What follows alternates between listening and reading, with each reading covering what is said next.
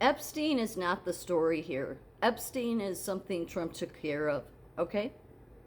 But who would really want to turn that into that is the main thing, okay, that everybody has to well all of your secret societies. They know how to play this distraction game because really they are the problem. They control the world.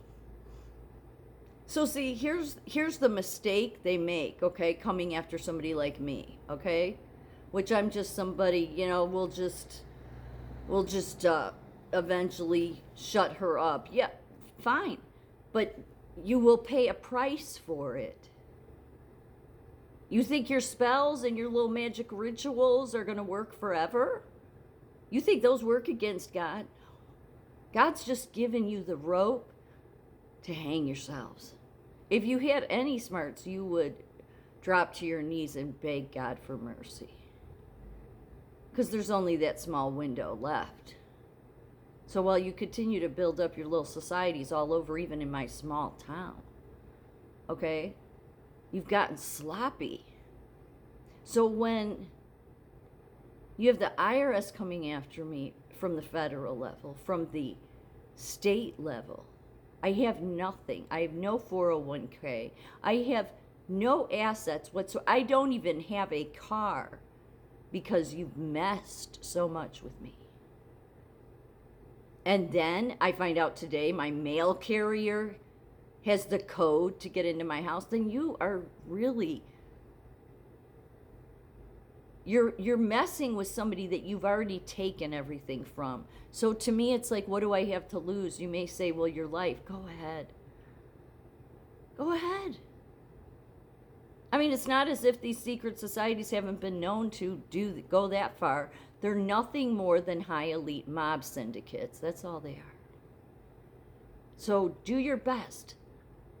Do what you've got to do.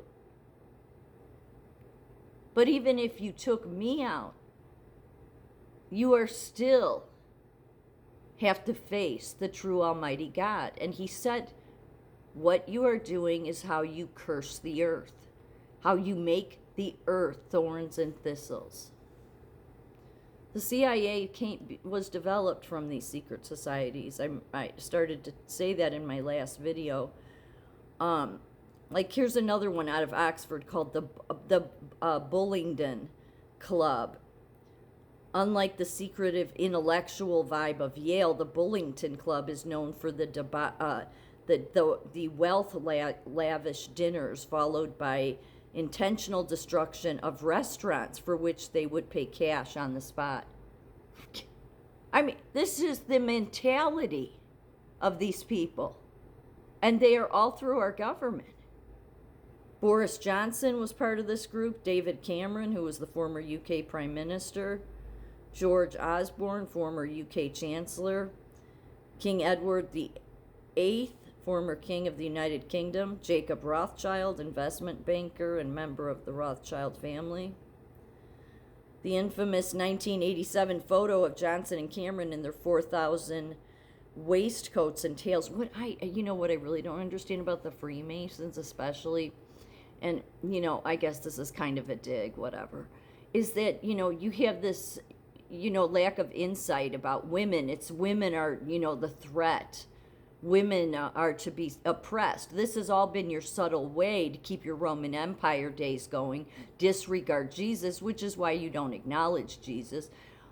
You just you stay in the Old Testament. But why? Because the Old Testament was about oppressing women. Jesus came and said, no, we're not doing this anymore. You didn't like that, right? So again, it's this mindset of, oh, we'll stay in the Old Testament. Well, that's not going to work for God. Again, why? Because common sense. Women have to come up to equal status. You cannot continue to oppress them. Okay? And you subtly do it with all of your male-dominated secret societies. And again, women should stop fighting to become in these groups. Why would you want to be around these men? Many of these men being sociopaths, okay? Believe me, a couple of those have come into my life. And, I've sat back and wondered.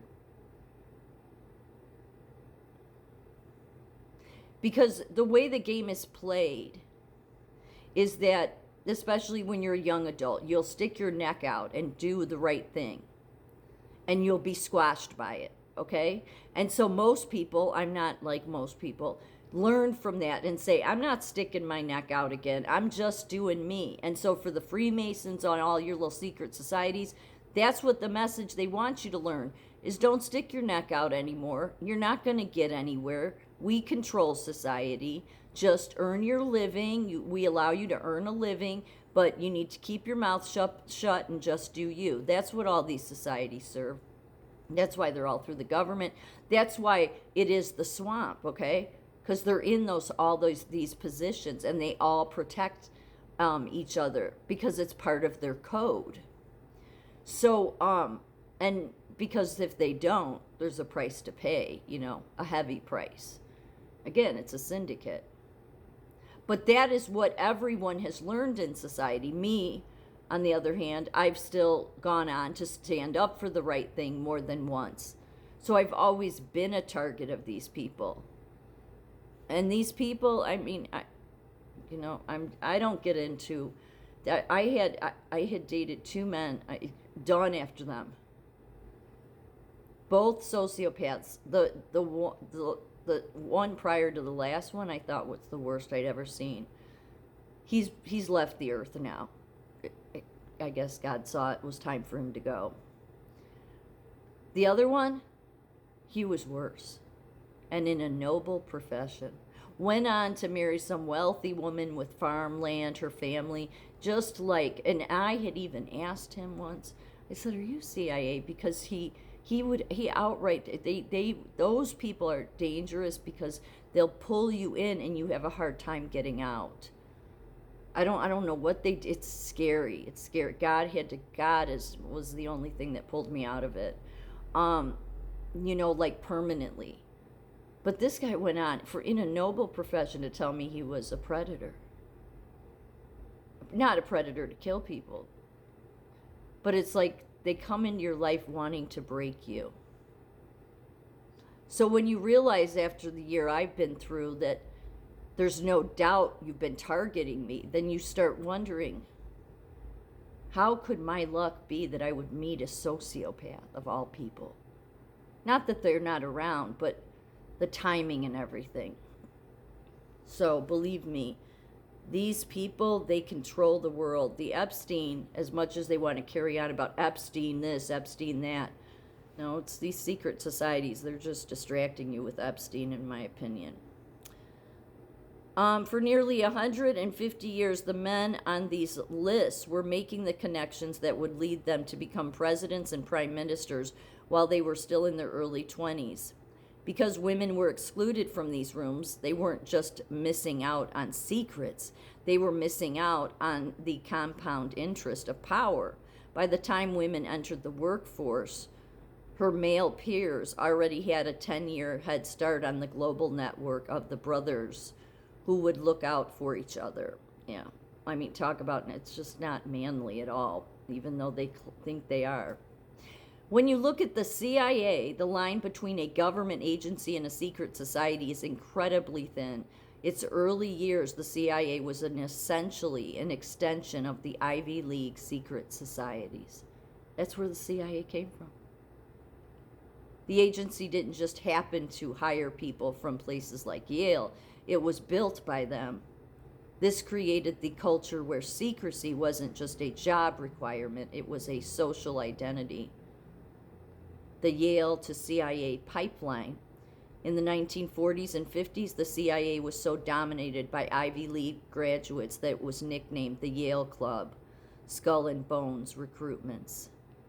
The society's emphasis on absolute loyalty, hierarchy, and keeping secrets made its members the perfect candidate for clandestine work. It's the old boys club. They had class bias. They went on to then have mole hunters. They went on to do MK Ultra to the vulnerable.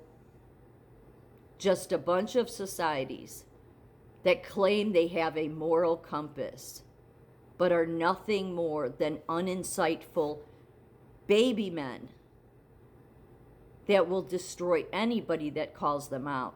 well, you've destroyed everything else. Come for me if you want.